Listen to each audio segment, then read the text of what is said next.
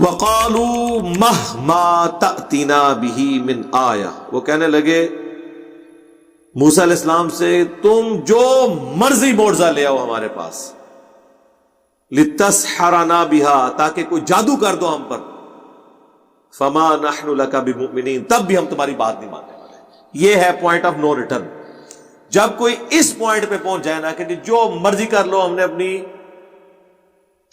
اس فرسودہ نظریات اور عقیدے کو نہیں چھوڑنا، تو اس کا مطلب ہے ختم اللہ علی قلوبہم وعلی سمعہم وعلی ابصارہم۔ اس کا رزلٹ یہ نہیں ہوگا کہ اللہ تعالیٰ بھی آگے سے غصے میں آ جائے گا، اچھا دیکھو ہمیں تو کس طرح سیدھا کرنا، نہیں۔ دنیا میں اگر آپ کسی کو دھمکی لگائیں نا کہ کر لے جو کچھ کرنا ہی، اور پھر کر کے دستا ہے، لیکن اللہ تعالیٰ سے جب اس طرح کی کوئی گفتگو کرے نا، اور اس کے پیغمبر سے کہ ہم نے تیری بات نہیں ماننی، جو مرضی کر لے، تو نہ پیغمبر منت مارتا ہے نہ اللہ، بلکہ عذاب آتا ہے کہ ٹھیک ہے۔ حالانکہ اللہ کے لیے مسئلہ ہے آنے واحد میں سب کو ابو بکر عمر عثمان علی بناتے ہیں۔ قرآن میں درجنوں جگہ آیا کہ اگر ہم نے ہدایت ہی دینی ہوتی تو زبردستی تو سب کو دے دیتے، لیکن اللہ کے ہاں یہ بات طے پا چکی ہے کہ میں ضرور بھر دوں گا جہنم کو سرکش جن اور انسانوں سے، یہ اللہ کا وعدہ ہے۔ اللہم اجرنا من النار، آمین۔ اللہم انا نسألک جنت الفردوس مع النبیین والصدیقین والشہداء والصالحین، آمین۔ تو کہنے لگے جو مرضی کر لے، ہم نے نہیں مان لانا۔ تو اب اللہ تعالیٰ نے پے در پے ان کے اوپر مختلف عذابات بھیجے، اور یہ ایک بڑے یونیک عذاب ہیں جو بنی اسرائیل کے اوپر آئے ہیں، بڑے حیران کن۔ کیا ہے اب ذرا یہ گنتے جائیں کون کون سے عذاب آئے ہیں۔ فَأَرْسَلْنَا عَلَيْهِمُ الطُّوفَانَ، طوفان کا عذاب آیا۔ اب ریگستانی علاقوں کے اندر طوفان کا عذاب آئے، اور اتنے بڑے بڑے ریت کے پہاڑ، ان کے نیچے آپ کے مکان دب جائیں، جو کھانے والی چیزیں اس میں بھی ریت گھس جائے، اور جھکڑ کی وجہ سے آپ کا جو فصل والا معاملہ ہے، ہلکی سی لو چلتی ہے، کہتے ہیں نہیں اس دفعہ وہ پھول گر گئے اور آم کی پیدائش اچھی نہیں ہونی۔ حالانکہ ہمارے پاس تو اور ریسورسز بھی ہیں، جن کے پاس لیونگ ریسورسز ہوں ہی یہ، اور طوفان آ جائیں، ان کے درخت گر جائیں، ان کی کھیتیاں برباد ہو جائیں، تو بہت بڑی آزمائش ہے۔ یہ ان کے اوپر آیا۔ والجراد، اور ٹڈی دل۔ ٹڈی دل کا تو میرے خیال پاکستانیوں کو پتہ چل گیا ہوگا کس طرح وہ فصلیں کھا جاتی ہیں، پوری پوری فصلیں غائب کر دیتی ہیں۔ والقمل، اور جوئیں پڑ جائیں ہر چیز کے اندر، تو رات کو کس نے سونا ہے اگر آپ کے سر کے بالوں میں جوئیں پڑی نہیں ہو، آپ کی چارپائی کے اوپر جو ہے وہ یہ ساری چیزیں چڑھی ہوئی ہوں۔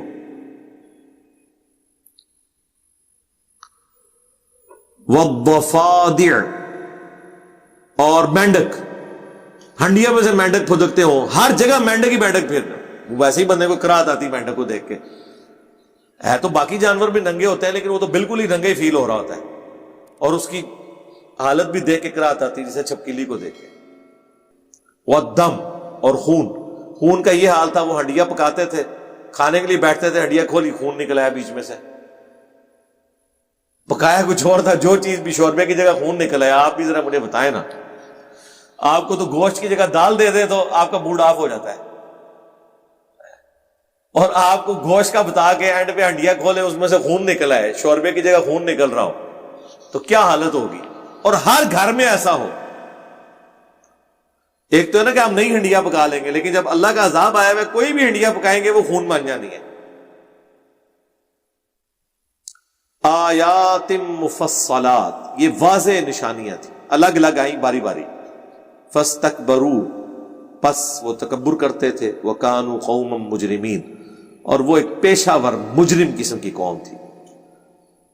اب یہ جب عذابات آتے تھے تو ان کا اس وقت ایٹیچیوڈ کیا ہوتا تھا؟ اس وقت وہ بندے کے پتر بن جاتے تھے۔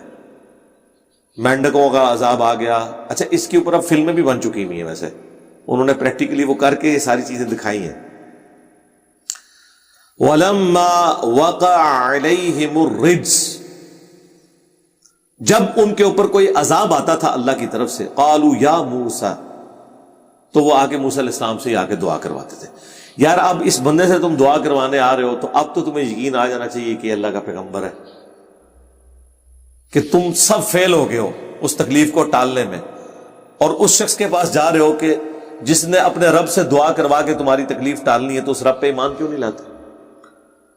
تو کہتے ادعو لنا ربک بما عہد عندک، دعا کیجیے اپنے رب کے حضور جو عہد ہے آپ کا، آپ اللہ کے خاص بندے ہیں،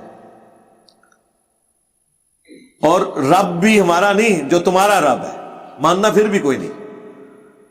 لئن کشفت عنا الرجز، کہ اگر یہ تکلیف ہم سے دور ہو گئی نا، لنؤمنن لک، تو ہم ضرور آپ پر ایمان لے آئیں گے، وَلَنُرْسِلَنَّ مَعَكَ بَنِي إِسْرَائِيل۔ اور دوسرا یہ جو آپ بار بار ڈیمانڈ کر رہے ہیں، پہلے دن سے حضرت موسیٰ علیہ السلام کی ایک ہی ڈیمانڈ تھی کہ تم نے ایمان نہیں لانا، جاؤ جہنم میں، لیکن یہ جو 6 لاکھ بنی اسرائیل جو تم نے غلام بنائی یہ مجھے دے دو، میں ان کو ان کے آبائی وطن شام لے جاتا ہوں۔ آج کل یہی ہوتا ہے نا لوگوں کو، زیادہ مسئلہ حکومتوں کو کہ یار یہ جو ہے وہ ہم اپنے ملک میں مہاجرین نہیں آنے دیں گے، ان کو نکال دیں، جس طرح برما کے مسلمانوں کے ساتھ انہوں نے کیا، ان کو نیشنلٹی کینسل کر دی۔ ابھی بھی کئی بنگالی ہیں جو کراچی بیٹھے ہوئے ہیں، ان کو نیشنلٹی نہ پاکستان کی ہے نہ بنگلہ دیش قبول کرتا ہے، یہ بہت بڑا مسئلہ ہے۔ تو الٹیمیٹلی اگر ایک کوئی بندہ ان میں منجی آتا ہے اور وہ کہتا ہے کہ ٹھیک ہے یار جتنے پاکستان کے اندر اس طرح کے مہاجر ہیں میرے والے کرو، میں ان کو لے جاتا ہوں ادھر سے، تم اپنی اکانومی سنبھال لو، تو بالکل تیار ہونا چاہیے۔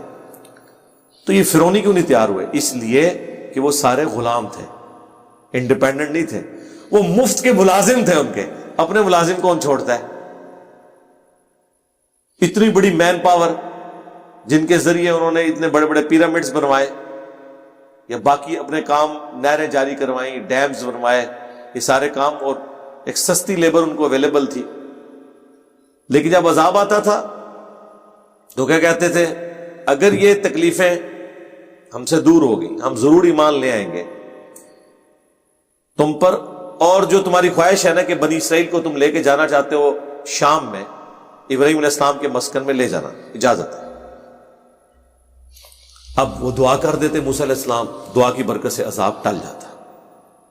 اور دیکھیں ایک دفعہ نہیں ہوا یہ، اللہ تعالیٰ نے فرمایا ہم نے یہ سارے عذابات وقتاً فوقتاً بھیجے، یعنی پہلے طوفان آیا، دعا کروائی، ٹل گیا، پھر منکر ہو گئے، دوسرا موقع اللہ نے دیا، ٹڈی دل آیا، دعا کروائی، ٹل گیا، تیسرا موقع دیا، جوئیں، اس کے بعد پھر مینڈک، اس کے بعد خون، یہ سارے عذابات وقتاً فوقتاً آتے تھے، ہر دفعہ وہ وعدہ کر کے مکر جاتے تھے۔ فَلَمَّا كَشَفْنَا عَنْهُمُ الرِّجْزَ، جب ہم دور کر دیتے ان سے وہ عذاب، وہ تکلیف، إِلَىٰ أَجَلٍ، کچھ مقررہ مدت تک کے لیے، کیونکہ اس کے بعد پھر اگلا عذاب آ جاتا، ہم بالغوہ، اس مدت تک کے لیے جس تک کہ وہ پہنچ جائیں، اذا ہم ینکثون، تو وہ پھر وہ وعدہ کر کے اس کو توڑ دیتے۔ فانتقمنا منہم، پس پھر ہم نے انتقام لیا ان سے، ایک نہیں کتنی دفعہ ڈھیل دی ہے اس کے بعد۔ فاغرقناہم فی الیم، اور انہیں غرق کر کے رکھ دیا سمندر میں، بِأَنَّهُمْ كَذَّبُوا بِآيَاتِنَا، بسبب اس کے کہ وہ آیات، ہماری آیات کو چھٹلایا کرتے تھے، وَكَانُوا عَنْهَا غَافِلِينَ، اور اس سے وہ بالکل غافل ہی رہے۔ اب یہاں پہ اللہ نے مختصر ذکر کیا ہے، وہ پوری تفصیل سورہ یونس کے اندر آتی ہے کہ جب بنی اسرائیل کو راتوں رات لے کر نکلے حضرت موسیٰ علیہ السلام، تو فرعونیوں نے ان کا پیچھا کیا، اس وقت انہیں سمجھ نہیں آئی ہے، ورنہ 6.5 لاکھ کے قریب آپ سمجھ لیں لشکر ہو، 6 لاکھ کا لشکر تھا اور 50 ہزار کے 12 قبائل تھے، اتنا بڑا لشکر لے کے ایک بندہ راتوں رات نکلے تو ہلچل نہیں مچ جاتی؟ یار ایک محلے میں شفٹنگ ہو رہی ہو تو رات کو کچھ ہوتا نہیں ہے، لیکن اللہ نے ان پہ ایسی غفلت تاری، انہیں بعد میں پتہ چلا، پھر انہوں نے پیچھا کیا، تو وہ مصر سے شام کی طرف آ رہے تھے۔ اس دوران کچھ سمندری جھیلیں آتی ہیں، اب وہ جھیلیں باقی نہیں رہی، انہی جھیلوں کو جوڑ کے نہر سوئز بنا دی گئی ہے۔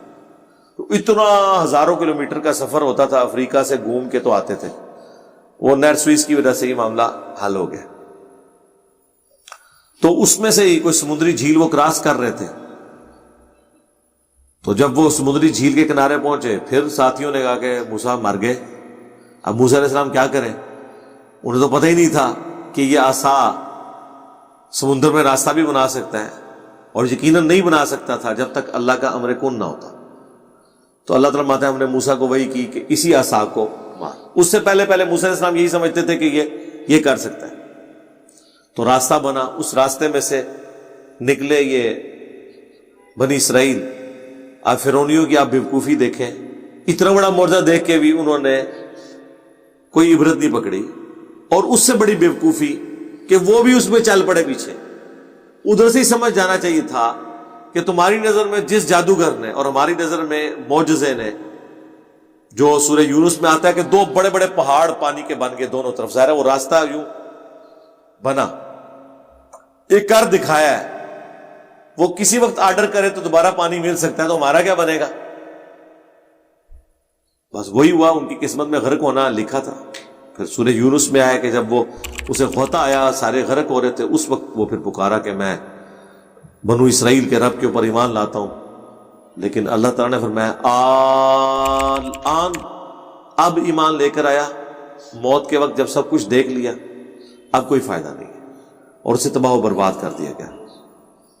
اور پھر اللہ تعالیٰ نے فرمایا کہ آج کے دن ہم تیرے جسم کو نجات دے دیں گے تاکہ آنے والوں کے لیے عبرت بنے۔ وہ آج بھی میوزیم کے اندر اس کی وہ ممی رکھی ہوئی ہے۔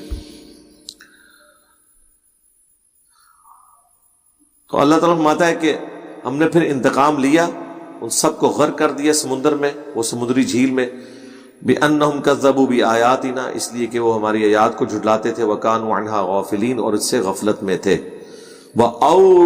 وَأَوْرَثْنَا الْقَوْمَ الَّذِينَ كَانُوا يُسْتَضْعَفُونَ، اور ہم نے وارث بنا دیا اسی قوم کو جو حقیر سمجھے جاتے تھے مصر کے اندر، مشارق الارض ومغاربها التي باركنا فيها، اس زمین کے شرق و غرب کا مالک بنا دیا جس میں ہم نے برکت رکھی تھی۔ وہ برکت والی زمین سورہ بنی اسرائیل میں آیا ہے، شام کی سرزمین، زرخیز سرزمین۔ لیکن یہ ایک دم نہیں ہوا، اب یہ اس میں بہت لمبا ٹائم پیریڈ لگا ہے۔ اس کے بعد موسیٰ علیہ السلام کو اللہ تعالیٰ نے کوہ طور پہ بلایا، وہاں سے تختیاں لے کر آئے، پیچھے سے یہ مرتد ہو گئے، اور پھر توبہ والا معاملہ ہوا۔ پھر اللہ تعالیٰ نے وحی کی کہ موسیٰ علیہ السلام اپنے ساتھیوں کو لے کے جائیں شام، ہم نے آپ کو سرزمین پلیٹ پہ رکھ کے نہیں دینی، وہاں پہ کافروں کا قبضہ ہے، آپ کو جہاد اور قتال کرنا پڑے گا۔ اور جب جہاد کی باری آئی تو سارے ہی پیچھے ہٹ گئے، 6 لاکھ میں سے 6 بندہ بھی نہیں نکلا، صرف 2 بندے نکلے، حضرت ہارون اور یوشع ابن نون، جوشوا یا یوشع ابن نون۔ اور پھر اس کی وجہ سے اللہ تعالیٰ کو ان پہ جلال آیا، سورۃ المائدہ میں یہ گزر چکا ہے۔ اللہ تعالیٰ نے پھر کہا کہ اب بنی اسرائیل کے لیے سزا ہے کہ 40 سال تک اسی ریگستان کی زمین میں بھٹکتے پھریں گے، شام نہیں پہنچ سکتے آپ، حالانکہ کتنا فاصلہ تھا، 40 سال تک وہیں پہ بھٹکتے رہے۔ وہاں تو قبرستان اتنے آباد ہو گئے، مر گئے وہیں پہ، بلکہ نئی نسل پیدا ہو گئی، جوان ہو گئی۔ ان کو پھر یہ تھوڑی شرم آئی کہ ہمارے آباء و اجداد نے انبیاء کے ساتھ یعنی ایک خیانت کی تھی، دھوکہ کیا تھا۔ موسیٰ علیہ السلام بھی فوت ہو گئے، اسی وجہ سے وہ صحیح مسلم میں آتا ہے نا کہ میں نے شب معراج سرخ ٹیلے کے پاس موسیٰ علیہ السلام کی قبر دیکھی، وہ قائم یصلی فی قبری، وہ اپنی قبر میں نماز پڑھ رہے تھے۔ موسیٰ علیہ السلام کی قبر پھر وہ راستے میں، چونکہ موسیٰ علیہ السلام اسی ریگستان میں فوت ہوئے، ان کو وہیں دفنا دیا گیا، کیونکہ اس زمانے میں مزار تو نہیں بنائے جاتے تھے نا، یہ تو آپ نے بنایا نا معاملات، ورنہ تو وہ لاش لے کے شفٹ ہوتے وہاں پہ، ٹھیک ہے، وہیں پہ دفنا دیے گئے۔ اس سے پہلے حضرت ہارون علیہ السلام فوت ہو گئے، موسیٰ علیہ السلام بعد میں فوت ہوئے۔ پھر موسیٰ علیہ السلام نے فوت ہونے سے پہلے جو یوشع ابن نون تھے انہیں اپنا خلیفہ مقرر کیا، اللہ نے انہیں پیغمبر بھی بنا دیا۔ پھر وہ جب پیغمبر بنے، اور اس وقت بنی اسرائیل جو ٹف ماحول کی عادی تھی ریگستانی، انہوں نے کہا کہ حضرت ایک دفعہ ہمیں موقع دیں کہ ہم جہاد کریں اور اپنے آباء و اجداد کی سرزمین حاصل کریں۔ پھر جہاد کیا، پھر اللہ تعالیٰ نے وقتاً فوقتاً شام کی فتوحات ان کو دیں، اور الٹیمیٹلی بنی اسرائیل آباد ہوگی دوبارہ سے۔ لیکن یہ پورا جو معاملہ ہے نا، یہ آپ سمجھ لیں آدھی سے زیادہ صدی کے اوپر محیط ہے، جس کو اللہ تعالیٰ نے فرمایا کہ ہم نے انہیں وارث کر دیا۔ اتنی آسانی سے وارث نہیں ہوئے تھے، یہ نہ سمجھیں کہ آج فرعون ڈوبا ہے تو کل جو ہے وہ بنی اسرائیل نے حلف لے لیا، اور وہ وزیر جتنے آپ کو نظر آ رہے تھے، کوئی کسی نے وزارت سنبھالی ہوئی ہے معیشت کی اور کسی نے جناب خزانے کی، نہیں، وہ مر گھپ گئے سارے۔ اگلی نسلاں میں جا کے یہ سب کچھ ہوا۔